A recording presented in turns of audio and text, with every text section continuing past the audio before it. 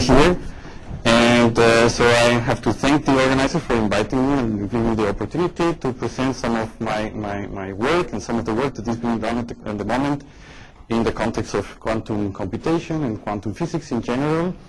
But I would also like to thank you here for taking this challenge of coming to a talk of a physicist. And so I'll try to do my best such that you will understand. So actually there will be no formulas here, nothing else. It's a kind of very popular talk, so I hope that you can follow. But then there is a trade-off. So I cannot be very precise. I will not be rigorous. I will not explain things in details. Everything will be very qualitative. But I hope that this helps. Okay, so the title of my talk is Computers in the 21st Century and Beyond. And so the line of my talk is going to be, so how can we imagine the computers in the future? And in the future, by future, I mean in the next 10, 20, maybe 100, maybe 500 years. So how should they be? And if you ask people, so how will be the computers, then they have all kinds of ideas. So some people say, okay, so it should be a computer that shouldn't have a keyboard, or shouldn't have a screen, it should be a holographic projection, three-dimensional, that you can just use your brain in order to program, etc., etc. You go to internet, you see a couple of pictures, and that's the sort of things that you see. Maybe that you can, like I said before, there is no keyboard, so maybe you see like your watch that you just develop, and you can compute there. But I'm not talking about that. It's a technical things that will happen in the next 5, 10 years, and that's not my goal. I want to go to the real thing, to the real computations, to things like that, like the supercomputer center that exists in many places in the world, and these are big computers that do huge computations. So this is not like a personal computer to answer emails and to, just write letters of recommendation. That's something else. That's very big computations. Okay, so that's what I'm going to talk about. And these computers are very useful. It's nothing that we notice in everyday's life, but you probably as a biologist or chemist or physicist or engineers, they use these computers because they have to design drugs, they have to design materials, they have to study, predict the weather tomorrow, and these are big computations. And during the last year, there has been this tremendous development of such computers. Okay, so they're every time faster and faster and faster and faster and smaller. And if you look at how the computers have progressed in the past in order to predict or to extrapolate so what will happen in the future, then we very soon come to something which you probably know very well, that is called Moore's law, and which shows that indeed the size of computers, the size of processors have decreased steadily during the last 30 years. And actually, the size reduces by a factor of 2 every 18th month, and that's a kind of drawing that everybody sees with the number of transistors that you have per processor as a function of time, and that's in a logarithmic scale, so it's a straight line, so it's exponential according to this law. And it's very clear that making things smaller is not only useful in order to concentrate information, but it's also useful to make them faster. And the reason is because when we process information, the information is carried by electrons. The electrons have to move from one place to each other, so the distances are shorter, then they will go faster. So together with this miniaturization of computers has come that they have also duplicated the speed every second year or every 18 months. So computers are much faster, much more powerful, and so on. But if one continues with this trend of seeing, so how many particles, how many atoms, how many molecules do you need to store a bit of information? You see that if you're concentrating this information, then at some point it will reach the single atom level. So you should be able to store a bit of information on a single atom. And so what happens beyond? That's a world there, because probably it's not possible to store more than 1 bit of information in a single atom. So that's why it's expected that this Moore's law will fail in the next 20 years or so, and the question is, so what can we do after that? That's what I was talking about, so what can we do in the long run, but in the short run, which probably will continue miniaturizing all the circuits. And actually, there are many ideas around, just to mention some. So some people are looking at optical computers, and what they want to do is say, well, actually, so the electrons that are carrying the information move at a speed which is not the highest possible speed. The highest possible speed is the speed of light. So you would use photons, which are as carriers of information, they will be faster. On top of that, electronics works at gigahertz or maybe terahertz. So I mean, the clock, the time at which all the logic gates are performed, it's at most 10 to the minus 12 seconds, whereas light frequencies are 10 to the 16 hertz or 10 to the minus 16 seconds. So you could do things much faster with optical computers, and in the last 20 years people have thought about how to build computers out just made out of optics, and that's a line of research. But actually this will not solve the problem that I was telling. So we can make computers much faster, but at the end you will reach the point that you have to store one bit of information in one photon, let's say, and you cannot go beyond this one photon.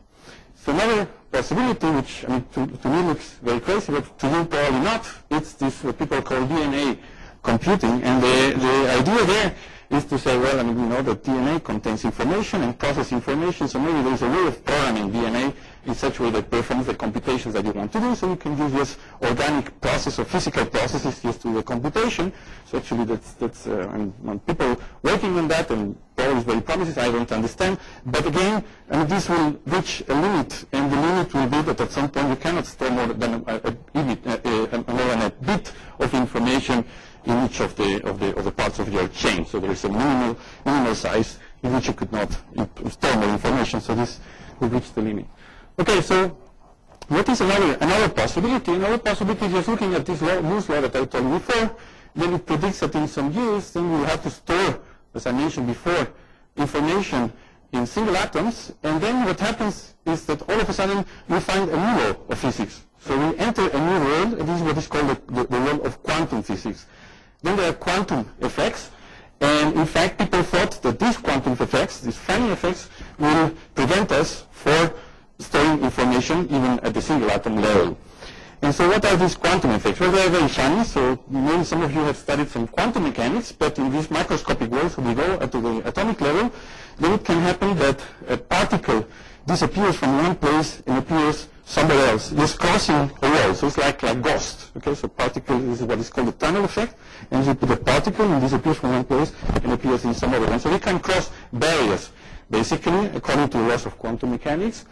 Or there are experiments that you cannot explain unless a single object has been in two places at the same time. I will go back to that, and of course that's probably have heard this kind of cartoon version of that, which is showing a cat which is alive and dead at the same time. And I mean, of course, this doesn't happen with cats, but it happens in the microscopic world.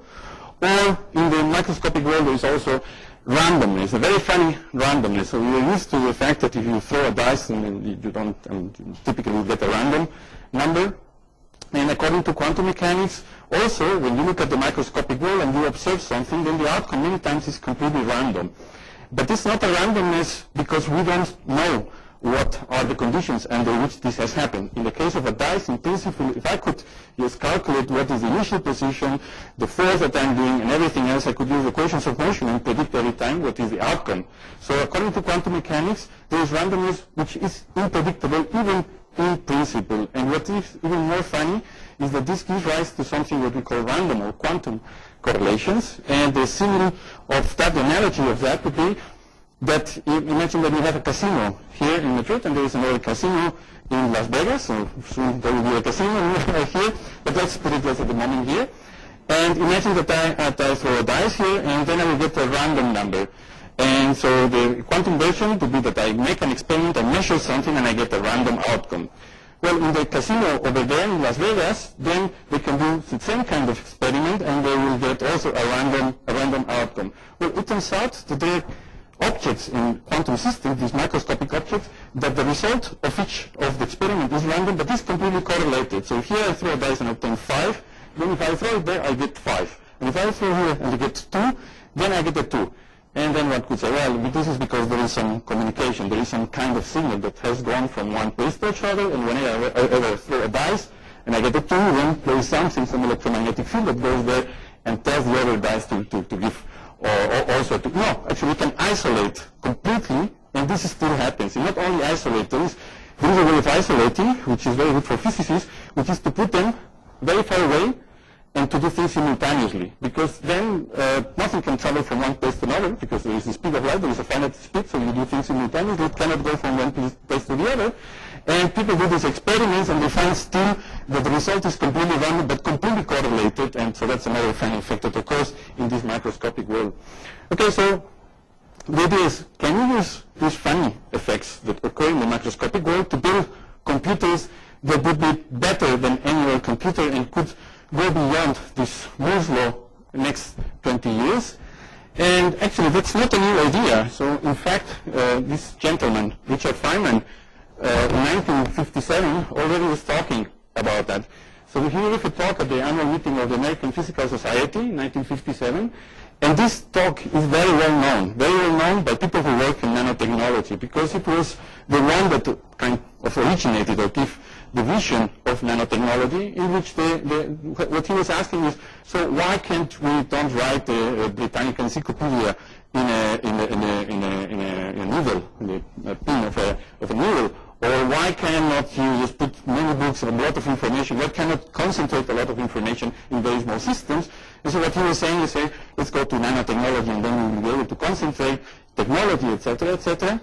And this, what I say, is very famous. But if one goes to the very end of his talk, of his lecture, then one notices that he said, well, what happens if we go even beyond nanotechnology? So he said, well, when we get to the very, very small world, we have a lot of new things that could happen that represent completely new opportunities for design. And atoms on a small scale behave like nothing on a large scale, for they satisfy the laws of quantum mechanics. So he was already anticipating that even if we go more microscopic, then we will find some other laws.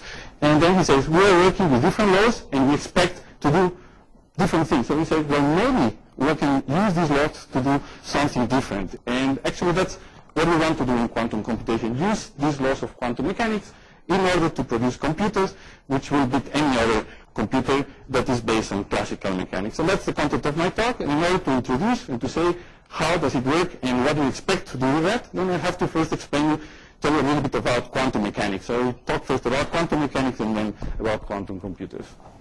Okay, so quantum physics, since probably you know very well that quantum physics is a theory, it's a very old theory, it's already more than 100 years old, was let's say, discovered by Max Planck, where he realized that in order to describe some experiments that were occurring at that time, he had to make a hypothesis, and this hypothesis broke completely with 200 years of physics before. So he probably learned that in Newton's time, so they were concerned about what is light, so what is light made out of. And so people were thinking that there were some particles. So when I see something that there are some particles that's going from the source of light to my eye, it's bouncing in my eye. But on the other hand, there were some phenomena like interference, diffraction, etc., which could not be described in terms of particles. This is why there was a long consensus after 200 years that light should be made out of waves. And this is the Maxwell developed electromagnetic waves, and so everybody understood that this was like that. Well, Planck had to make his hypothesis saying that, oh, no, indeed, so light, in order to explain some experiments, light should be made out of particles, okay, quantum, we call it quantum energy. And of course, this was a scandal at the time, where it took many years to convince people that it was electromagnetic waves, and then we have to go back to 100 years. And so this was a kind of a weird idea, then was further developed by some other people. So Einstein said, well, actually, you take the light is made of particles, which he himself called photons, then you could explain this and this and this experiment. Some other people say, well, actually, why only light? Why not atoms have also this discreteness of energy? And the Borg say, actually, so if sometimes light, which are particles, behaves like waves, why don't particles behave also like waves? Why not atoms behave like waves?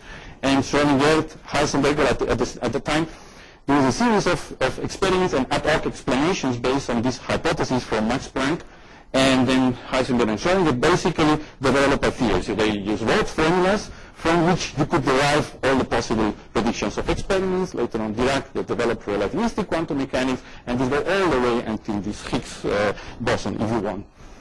Okay, and so what is important about quantum mechanics is that it describes really basically everything. So we believe that we describe from the very small, I didn't include here, from Higgs particles and from elementary particles all the way to nuclei, to atoms, the structure of atoms, to molecules, molecular reactions, and materials. So everything is described by quantum mechanics, and actually there have been measurements that have been carried out such that one can measure properties of elementary particles like electrons or magnetic dipole of electron that one can predict with 12 or 13 digits. So one makes a prediction, a theoretical prediction, using these laws of quantum mechanics, and just performs experiment under extraordinary conditions, and then we get the same number with 12 digits. So we believe that quantum mechanics actually describes very well what we know in our world. It's very useful, and in fact, I mean, if many of the things that we have around us, starting from computers, lasers, sources, etc., are based, I mean, the fact that we have them here is based on quantum mechanics. So that's a useful theory that's developed, is well established. However, it has something weird in it. And already Max Planck realized that there was something weird in this theory. I mean, in fact, he declared about his hypothesis that it was an act of desperation. He wanted, so there were all these experiments he wanted to describe. He used the laws of Maxwell and some other things of electromagnetic waves he couldn't describe. And he said, well, let's do something that I can get this curve precisely as I see in the experiment. And then he had to make this prediction of light made out of quantum of energy, photons. And so I knew that this was a fundamental problem, and I knew that the formula, so he knew what was the experimental formula, so I had to get this result, and the only way was to get this quantum mechanics. But actually, that's a bit weird, but there are things that are much more weird in quantum mechanics than the fact that light is not a wave. And it's related to, maybe you have heard, there were some conversations between Bohr and Einstein in the Solvay conference of 1920-something, in which they realized that if one would follow the theory developed by Schrödinger and Heisenberg, and one would believe the equations that they were writing, let's take them seriously, then this would mean that actually that reality is completely different from what we believe. Okay, so I will come back to that several times, but it explains, or it says, it states, if you take it seriously, that the property of objects are not defined whenever you look at them. Okay, so you have, if I take a coin here, and I close my hand, and then I say it's heads up or not, then you will say, well, heads up, you guess it, and I show it, it's heads up. And if I ask you, so when I had it, my hand closed, when I was not looking at it, was it heads up? And you say, sure, because you open it. Well, quantum mechanics will tell us that actually it was not heads up, it was not tail, but it was both at the same time. So the property of the object was not defined. It's not that we don't know. It's not that I mean, we are not clever enough in order to calculate or to predict or to infer whether it's up or down. It's that whenever we don't observe, it can happen that it's not defined. And this is, if you take seriously quantum mechanics, then you have to think about that. And of course, this was very weird. And in fact, it also says that whenever you open your hand and you look at the object, then of course you define the property. So the definition of the property is by yourself, by the act of measurement, and the outcome is random. And that's why Einstein was not convinced about that, saying, no, physics cannot be like that, nature cannot be like that, it cannot be that he throws the dice. Okay? So that's the weird part of quantum mechanics, that somehow predicts that the properties of objects may not be defined in the microscopic world unless you measure them. And let me explain that with a typical example that you hear in high school or in these studies. It's called the double slit experiment. So imagine that you do this experiment here in which you have a source of light which emits light. It goes through some wall, and in the wall you make two slits, two holes, and then you put here a plate where you record what is the light that is coming. That's called the double slit experiment, and that's something that one can do at home if one has a laser, because the light has to be monochromatic, otherwise it doesn't work well. But if you do it, you will see actually that the light that is coming out from of these two holes actually appears only in certain regions. So we call this a phenomenon, interference, and it can be very well described if we just say that light is made out of waves, and it's somewhere here. So you have waves, there will be waves coming out, like the sea waves. They will go through both slits, and then at some point they will interfere, and we know that the interference can tell you that if you have something plus something, it can be, something can be negative, can be zero, such that the intensity here is zero, and in some places it's something plus something, and then we square these things in order to get intensities, will be 4 times. So the energy is redistributed here, and you cannot explain this experiment just saying that some light came here, and some light came through this one, because if the light would come through this hole, then will appear only here, and if the light would come on this hole, it would appear somewhere here, so there would be two spots, and that's the phenomenon of interference. But now, as I told you, Planck comes along and says, oh, light is made out of particles. These are photons. That's what we know and that we talk about. So how do we explain now this experiment with photons? Okay, so imagine now that we say, let's imagine that we send one of these photons. Then we will think that some photons will go through this hole, and then it should appear here. And some photons will go through this hole, and some will appear here. So one would expect to have two spots and here, if they would made out of particles. Because one can say, well, actually, since light has many photons, so in fact, I mean, this light here is emitting 10 to the 20 photons per second, then what happens is there are many photons coming in, some of them bounce on the wall, some of them crash, etc., and so there might be a way of predicting the fact that they accumulate in this interference pattern just by the forces. Well, people can do this experiment with a single photon, so you can dim out your light, you have already for many years, and make sure that there is a photon per second, so that there is one photon, you trigger one photon, and it appears here. Another photon, it appears here. Another photon here, another photon here, another photon here, here, but never there. So they above themselves, and there is a single photon that is going through that.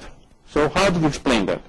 Well, you say, well, maybe photons is something very sophisticated that we don't understand very well. Let's do this experiment with matter. Let's do it with electrons. So they do this experiment with electrons. There's only one electron, they move to those, and the electrons appear also in these bars. Well, electrons are funny. Let's do it with atoms, and with atoms, and they see the same. Well, let's do it with molecules. Let's do it with molecules, and they see the same.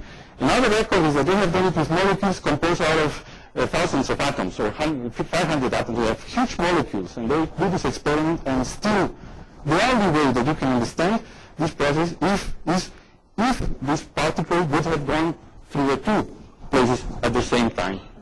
So it's a little bit like this here. No? So we do the experiment, we see something like that, and so what is our interpretation? So we cannot understand, and the only way of understanding it would be if the particle has gone through both holes at the same time. Actually, so how does quantum mechanics solve this puzzle? So if you describe this in terms of quantum mechanics, there is no puzzle at all. You have to use the concept of superpositions, which is very clear in quantum mechanics. So before I told you that when you have your coin in your hand, then it can be the heads up or tails up, and actually that it may happen that it's in undefined state. So when it's in an undefined state, which is kind of in the two at the same time, we say that we have a superposition in quantum mechanics. So you have worked with quantum mechanics, and it's nothing new, but you haven't worked with quantum mechanics. It's a very funny concept. And maybe the closest analogy that you can make with something that you have seen before is this of parallel universes. One has to be very careful when one says what I'm going to say now, so just prevent you. I'm not talking about parallel universes.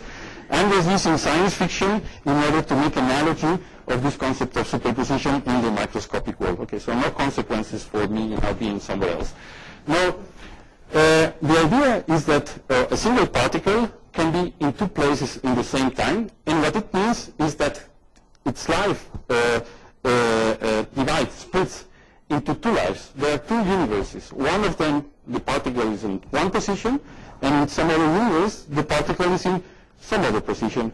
And these two universes live at the same time in the same place, but you're either in one or you are in the other one. Okay, so there are not two particles. There is a single particle, but what is split is the universes. And when we have something like that, we say that we have a superposition. We have a superposition of having this particle here or there. And what it means is, again, that we have this kind of two universes at the same time, that we have to treat on equal footing.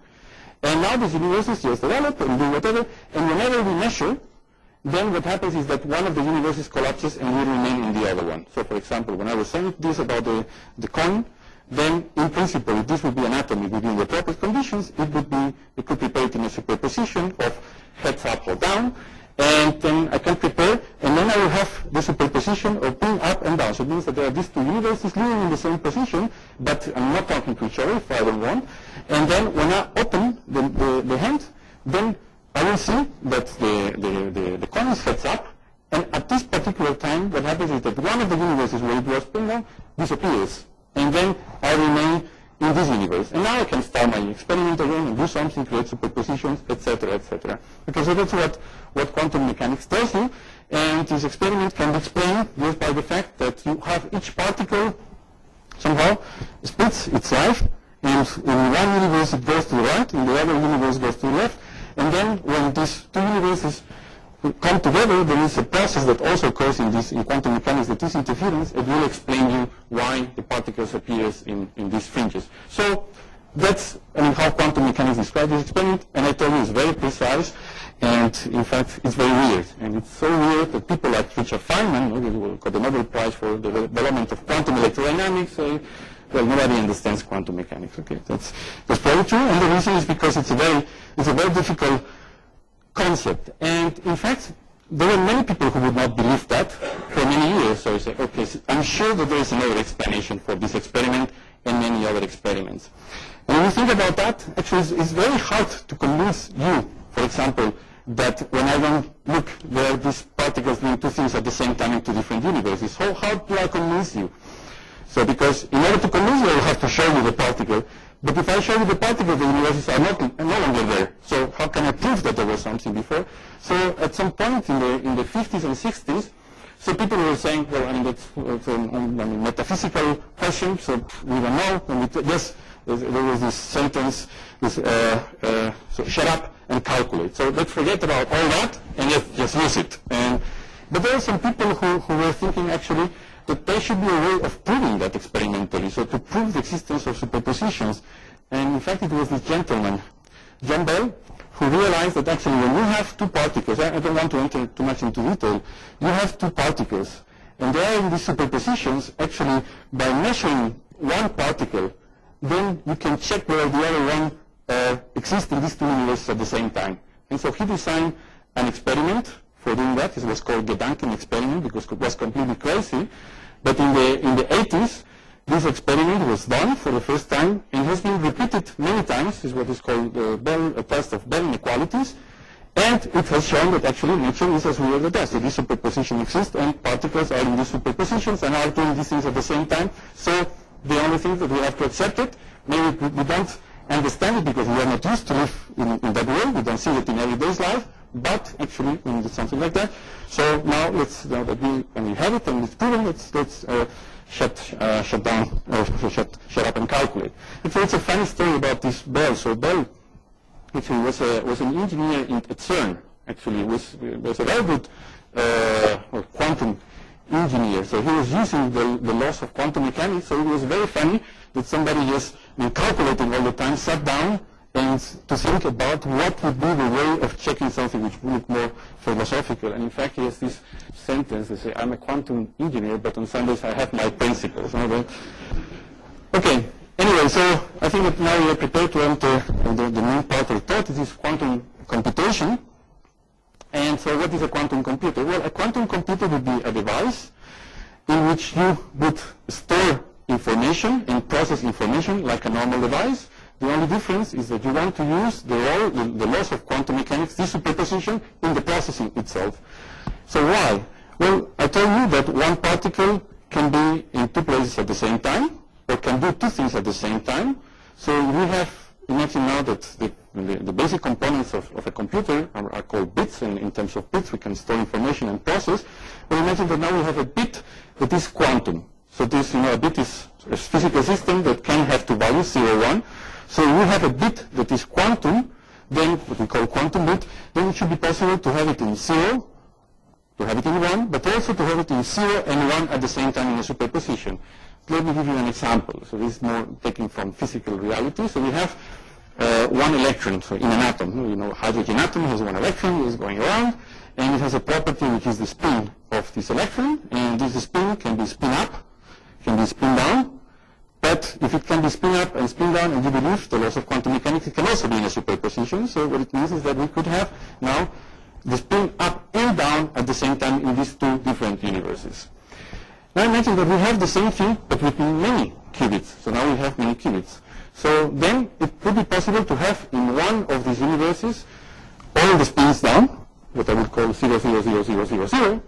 Or we can have another universe in which all of them are 0, but one of them is 1, Okay, this would be something like here. Or I can have the one in which this is 1 and this is 1. I can have also another universe where all of them are 1, another universe in which they are half up, half down. There are 2 to the n possibilities, 2 to the power n, where n is the number of electrons that I have. So what it means is that with n electrons, I can perform 2 to the n calculations at the same time. Because in this universe, you're clever enough and you do the physical, perform the physical process, you can make that this is doing a calculation, this universe, this other universe is doing another calculation, this other universe is doing some processing, just transforming these states and doing some calculation. So with a single system, you can do many calculations at the same time, an exponential number of calculations, and that's the basis of quantum computation. So to try to tame systems to the level at which they behave quantum mechanically, that you can use the superpositions, and then you have to write algorithms, so to apply physical processes in which you make sure that in different universes they do these calculations and that you can extract the information, the solution to your problem after that. So one example of, actually one of the main examples of where one could use a quantum computer is in the problem of factoring. Okay, so it's very, so this is a big number with many digits, and actually if I give you this number and this number here and I tell you to multiply them out, then of course you will need a computer, and then the computer will do it in a millisecond or something like that. That's what is called a simple computation, the problem of multiplication. So if I multiply 2 numbers, like 5 times 5, it's very simple to multiply. You make these numbers bigger and bigger and bigger, so you increase the number of digits. Of course, it takes longer time to do the multiplication, but still is manageable. So meaning that the time to get the result scales only like the number of digits that you have, actually, that the number of digits square that you have. This is why we can put now 1,000,000 numbers times another 1,000,000 numbers, and a computer will do it in a second, will do it very fast. The inverse process, which is called factorization, is much harder. The factorization is the problem in which I give you a number and I ask you to give 2 trivial factors. For example, if I tell you 15, then you will tell me 3 and 5. Yes, because 3 and 5 is equal to 15. Or 121, and you say it's 11 times 11, so factors is 11. If I give you a number of 4 digits, then you cannot do it by heart, so you have to sit down. If you have a number of 5 digits, then it will be harder. And why it is harder? Well, because there is not a simple algorithm that solves it, so what you have to do is to start dividing. So you start dividing by 2, and see whether 2 is a factor, then you check with 3, then you check with 4. Actually, with 4 you don't need to check, because if it's not divisible by 2, it's not divisible by 4. So you check with 5, then you check with 7. So you check actually with the prime numbers, but you have to go up to the square root of the number itself. So you have to test many numbers, and to check if one of them is a factor. And if none of them is a factor, then if you get it at the end, it will take a very long time.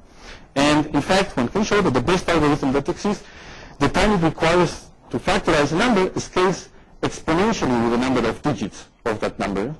So this is from 2005 or something like that. That's the world record. It's a number that has 179 digits, and was factorized using 4,000 computers distributed the whole world in 11 months.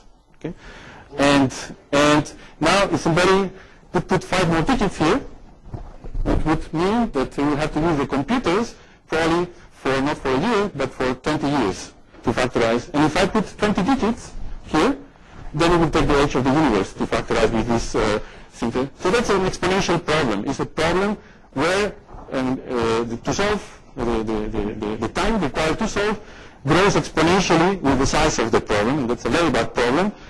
And as I will mention later on, actually this has its practical use. The fact that there are difficult problems actually have the practical use in cryptography, but I'll come back to that later on. Well, if you would have a quantum computer, actually you could factorize in a time that is as difficult as multiplying. And the idea is that there is an algorithm in which it builds this superposition, and in one superposition, in one of the universe you divide by 2, in another universe you divide by 3, in another you divide by 4, and these things are happening simultaneously, and then somebody got a clever enough algorithm to make sure that at the end you can find what is the factor used with this computer, and this is why it works efficiently. Okay, another problem are database search. So you have a database search like the telephone book. I know that they don't exist anymore, but anyway, so when you use them, Then, of course, it's very simple to find a name on the telephone book because they are sorted alphabetically. So somebody says Martinez, and you go to the N, more or less half of it, and half of half. This is the word is called bisection. You bisect, pum, pum, pum, pum, pum, and then you find right away the number, actually in a time that grows logarithmically with the number of entries that you have in your database. It's a very efficient algorithm, and this is why you can search for names. However, if somebody gives you the same book and tells you, oh, tell me the person who has this telephone number, that's much harder, right? Because they are not sorted. So you have to go one by one, just looking into them, and so we'll take of the order of n halves. If there are n entries, you have to check to make n half lookups. Well, with a quantum computer, actually, you can do it much faster because you can use again this parallelism, and with your searching can in parallel. But it's not that you need many computers to do this thing. It's not that you need 2 to the 100 computers to do that. With a single computer, you can do this 2 to the 100 searches in parallel. And maybe the most interesting application of a quantum computer is on simulations. And it was Richard Feynman, again, the one who had a vision in 1981. And he realized that there are many processes in nature that are described by the laws of quantum mechanics. So you study a chemical reaction, or you study the formation of atoms, or you study superconductivity in some solid, and many of them are quantum mechanical effects. And if you want to describe them, then you will have to, and you want to simulate them with computers, actually it's almost impossible because the simulation time also grows exponentially with the size of the system. So you want to simulate, let's say, an n-electron atom, then in order to find what is the constant, or what are the properties of these n-electron atoms, then the time that it will require with a computer will scale exponentially with it. It will be a big number to the power n, and this is why people cannot solve these problems exactly. And if there is a reaction, it's even more difficult. And so he proposed to use quantum systems to simulate quantum systems. So to say, not try to simulate a quantum system using a classical computer, but to use another quantum system to do that. And so, in fact, in my field of research, one of the field of research is many-body systems, complex systems, and you would have a quantum simulator, so some quantum system for which you could design. So what is the model that you want to solve, and then just run it in this quantum system. This could give a very good help to our research, and I'm sure that it will happen also in chemistry and some other. So I guess that's one of the most interesting applications of a quantum computer, if it's ever built. So how people are trying to build quantum computers, and so what's the situation at the moment? Well, at the moment, there have been several proposals based on atoms, ions, superconductors, quantum dots, and some other devices. The most advanced one is the one based on ions. So what they want to use, I told you before that you could store this qubit in the spin of an electron of an atom. So now you can have many of these atoms, but these atoms have to stay somewhere. You cannot fly away. So you take atoms that are here, they're flying away all the time. They're moving at the speeds of 100 meters per second. So you have to trap them. This is why you use ions, because with electric fields you can trap them in some region of space. Actually, these experiments are very hard because you have to get rid of all the atoms that are around. So they're of the order of 10 to the 24 atoms just in the region where the ions are. So you have to suck them off, all of them. Just keep your ions. And now, with lasers, they are able to manipulate the spin of this electron to create the superpositions and to create all these kind of universes. And the main problem here is that you have to have under complete isolation. So if you would observe these ions while they are running, you will just kill all the universes, as I told you, so nobody can look at them while they are running. But neither you nor any molecule which is running around. So this is why they have to be very well isolated. And this is why the record at the moment is 15 qubits. So people have been able just to install these 15 atoms and do quantum computation. So they have run some algorithms with them. So they have been able to factorize 21 and things like that. So it's a prototype, and it's a very hard problem. So people are trying to see how to scale them up. So in order to have to build a quantum computer that factorizes a 200-digit number, one that a classical computer cannot factorize, you need of the order of 10,000 of those. So it's still a long way to go in order to build that. And this is what when I was talking about the computers in the 21st century, I say and beyond, okay, because it can take a long time to get into something like that.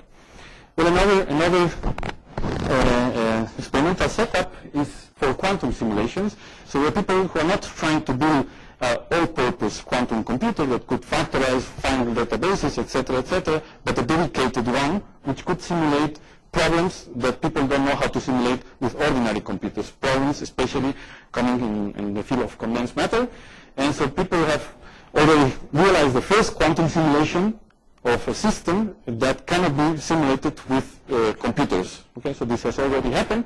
The problem is that this problem is very academic, so there's nothing useful that you can do with that problem. It was more than a demonstration. So problems that are really useful are problems which involve fermions, so some kind of atoms, some kind of particles.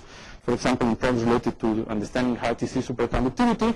And so the first experiments with fermions are being carried out. The temperature still in this experiment is too high, so we have to decrease the temperature. So we're talking here about something like 1 nanokelvin already. They are working at this temperature, so 10 to the minus 9 Kelvin above the absolute zero.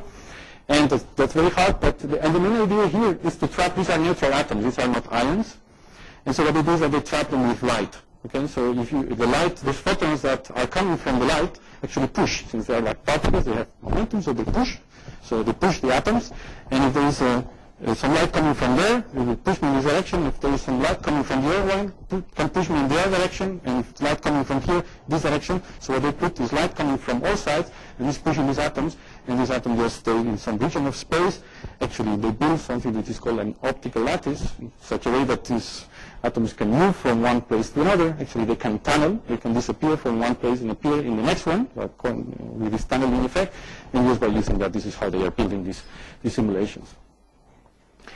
Okay, so these experiments are really tough, as I told you before. So, this is an experiment. Well, you cannot see it there, but each small thing is a mirror or something. It's an optical element. So there are thousands of optical elements here. This is a table in which this is just to have the laser such that you can trap and manipulate these atoms which are in some other table here, which looks the same. So they're really pretty difficult. And in fact, you would come here at night, you take one of these mirrors and just move it a little bit away, then these people will have to work for 2 or 3 months just to find what is the mirror. So it's actually very tough mirrors. And so these are in labs, like your labs, labs of the size of half of this region, and that's in order to do computation with 15 ions. Now we're talking about 10,000 or maybe 100,000 ions for a quantum computer. So how will a quantum computer look like in the future if it's built in 50 years or 60 years or whatever?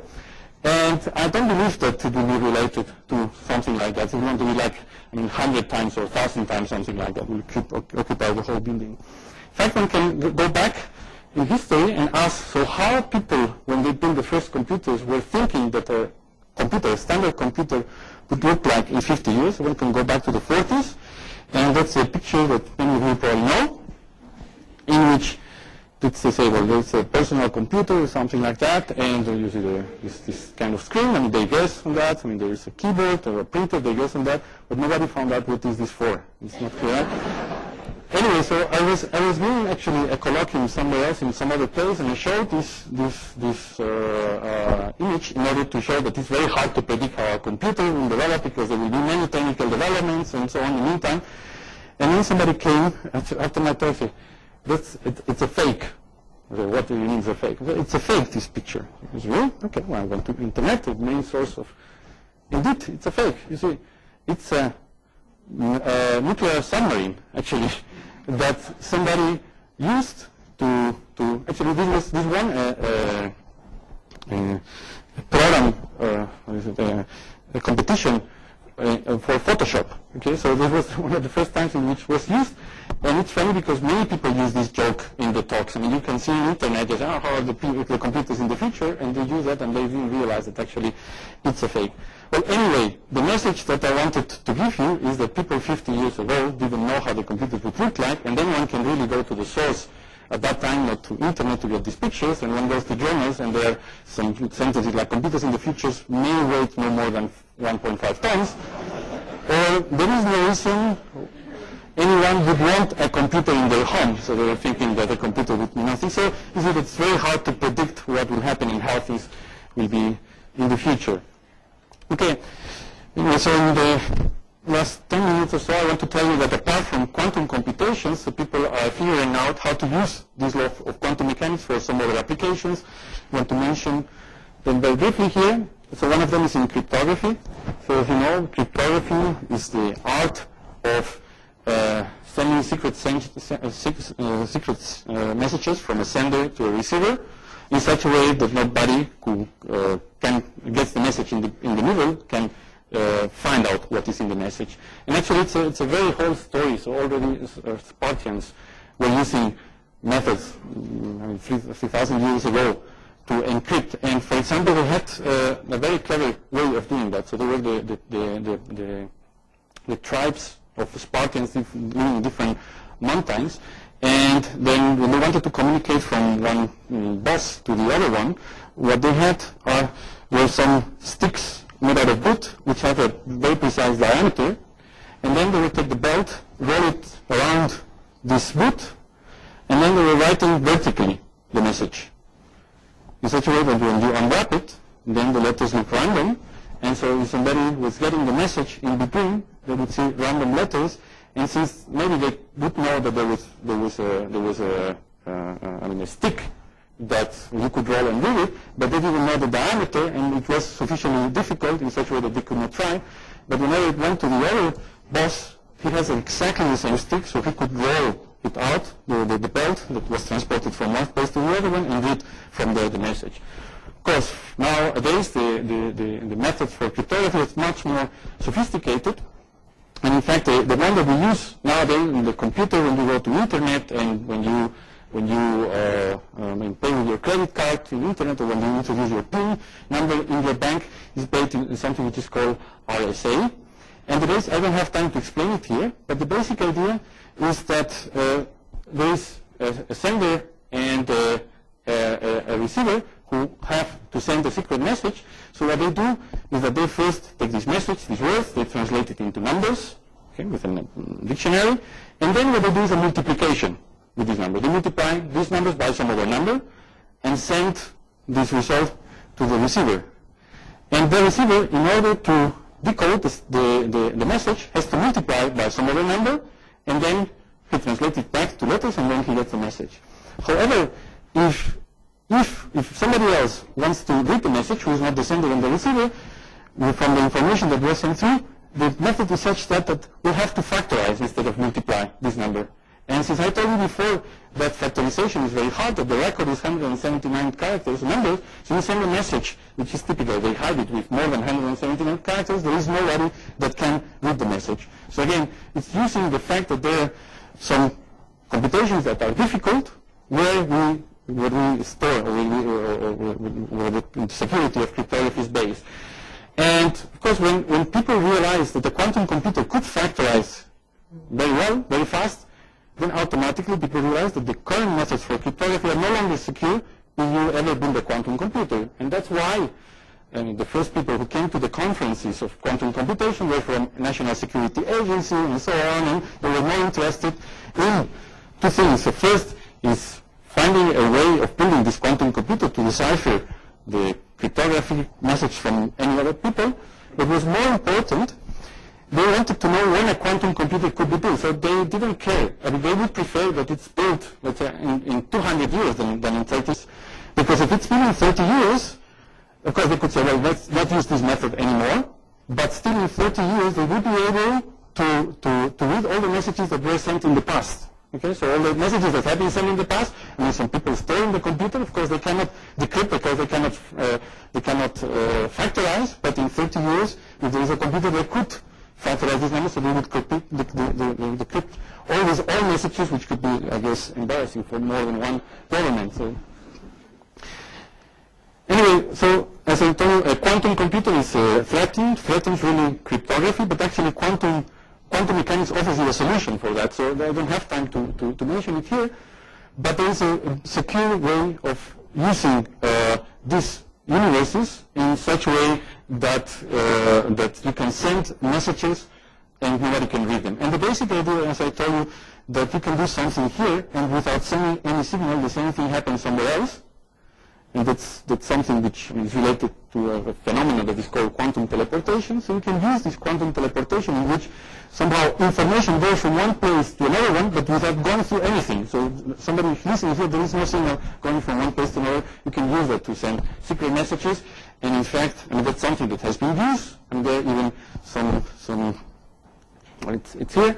So I mean, now there are companies that send cryptographic devices. There have been, so and this is the first experiment on cryptography. It was done in 1992, and they were able to send 1 bit per second over a distance of 12 centimeters. And now they're able to send messages of the order of 10 up to, and there was a record last week in Nature, 144 kilometers in the Canary Islands and so on. So that's something that is already working. It is, still is very expensive as compared to cryptographic devices, standard cryptographic devices, and there is no quantum computer available, so I mean, one does not need these methods, but still it's something that exists. And maybe the other application, you can skip that, is quantum money. So this guy, Stephen Wisner, he was a PhD student, devised a method of having bills of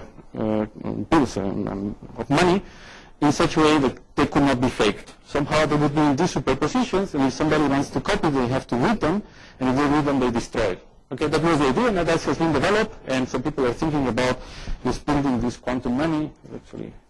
And so there are people even patenting so how to put these things in credit cards in order to build credit cards that nobody could copy, because if they want to copy, they will destroy them right away.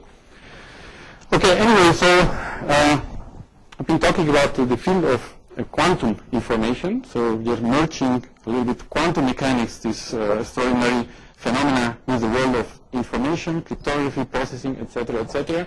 That's a field that has grown a lot during the last years.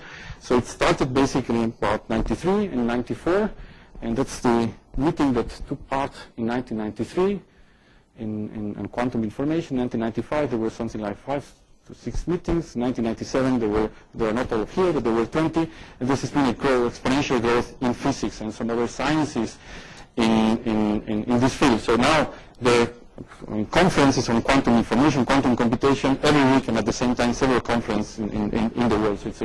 So it has grown a lot, and I would say that it's one of the real fashions, not only in atomic physics, but also in solid-state devices, and even in chemistry. They're trying to synthesize some elements that would resist better the effects of the environment to build computers, etc., etc. It's a whole industry. And in fact, so I was curious to check so how popular is the field of quantum computation. So I went to Google, which is the best source for this sort of things, and then you just type quantum and you see how many hits you have. And then there were 40 millions of hits, which in relative terms is really a lot. So it seems that many people are interested in quantum, but then you realize that most of them have to do with Quantum of Solace, which is a movie from James Bond, or the quantum that is included in all these soaps, right? And so it has nothing to do with quantum mechanics, unfortunately. So quantum computing, you can see more realistic, has very few. And then also in order to see whether I mean, this has made an impact in society, even politicians sometimes talk about the loss of quantum mechanics, because it's something that is now in society. So let's see. So how many people quote the kings of quantum mechanics, the ones that I mentioned before? So you go to Albert Einstein and Max Planck, and actually there are many, Heisenberg, and it's few of them, and then you compare to the real kings of society, and you see that we are very far away from any of them. So when I was thinking that quantum computation or quantum physics in general is making an impact in science, I think that in society is not true. Well, in any way, so I would like to finish with that just to summarize. So if you go to the microscopic world, you will discover that there are very weird laws. And these laws are really difficult to understand because we don't have anything happening at our macroscopic level. But now the experiments will prove that nature is so weird. And so now it's time is to try to use these weird laws to do something with them. And I gave some examples. One particular one, which is a very long-term goal, would be to build a quantum computer based on that. And if we ever build it, then it will be very powerful, and I'm sure that will be full of applications, not for, as I mentioned, not for sending emails or web-based reports and things like that, but it will be more for doing very big calculations. So I personally believe that there is no fundamental problem to build a quantum computer And I mean, if you look at the progress that has occurred in the last years, it could happen that in 30, 40, 50 years, that's a reasonable time scale to have a quantum computer. But what is interesting, in the meantime, so people doing research on quantum computation have found some other things on this side. And so people have been now able to tame, well, this is a real picture of two atoms or ions or single photons. You can see single photons, but also they have been able to manipulate now single electrons in solids, inside solids, in what is called a quantum dot superconducting devices. And some of them have been used now to make the best magnetic measurements ever, and they are thinking about using these neutron vacancy centers and these superpositions in order to measure the magnetic fields with a more precise way and closer, and to sense these devices inside your body. Or they have been, well, I mean, for example, you know that the atomic clocks, no? The atomic clocks are the ones that are responsible, that we have GPS, and they are very precise. And now the most precise measurement of an atomic clock that exists measures, I mean, has an error of 10 to the minus 17 seconds. Okay, so in 1 second it makes an error of 10 to the minus 17. And this was produced in Boulder. And the way they were able to reach this precision was because they used a quantum ray taken from quantum computation. So they were doing experiments on quantum computation with ions, and they realized that some of these things could be applied to atomic clocks. And now with this atomic clock, they're making some measurements that are the most precise. And with these measurements, now they realize that they can build altimeters that could have an error, which would be because a clock, the theory of relativity, is tells you that depending on the gravitational field, the clocks run at a different frequency. So you move a clock, then it will tick at a different time, and if it's very precise, then you can measure now altitudes. And so they're using for that. So we have now the best altimeters and so on. So that's something which is, I hope that in the way of getting this holy grail of quantum computers, it will develop and will have applications hopefully in some other fields. And with that, I would like to thank you for your attention and finish my talk.